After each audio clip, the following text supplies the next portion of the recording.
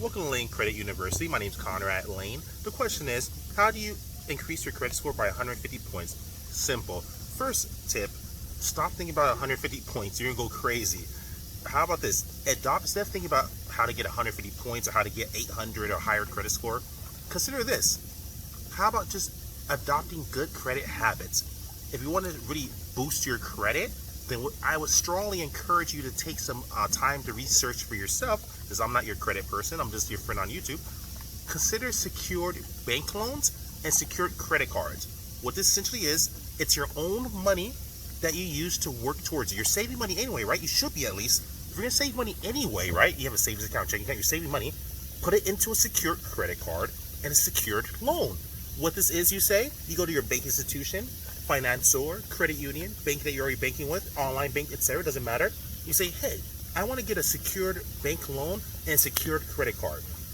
You give them a down payment, say like $300, and they report this on your credit profile. So now it starts reporting like it's a real bank loan and a real credit card, because it actually is. It's just backed by your own money. So if you decide to leave town, don't want to pay, they'll just take your security deposit. And that's pretty much it. Do that.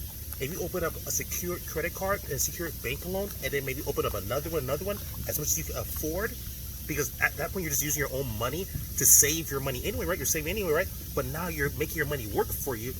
That way you can actually start reporting to the credit bureaus that you have a bank loan, you have multiple bank loans, but they're actually secure, so you're safe. You're not just over leveraging yourself with unsecured loans. This is actually your own savings. So say you have, for example, $2,000 saved. You're like, you know what? Instead of saving $2,000, how about I put $200 in one card, put $300 in another card, put $400 in another card, maybe put $200 in this secured loan, put $300 in that secured loan, put $1,000 in that loan, etc. Whatever you have. And now you open all these different loans and credit cards that are secured, though. You're not over leveraged because it's your own finance you actually can afford, and you're saving at the same time because they put it into a certificate of deposit, which is a CD.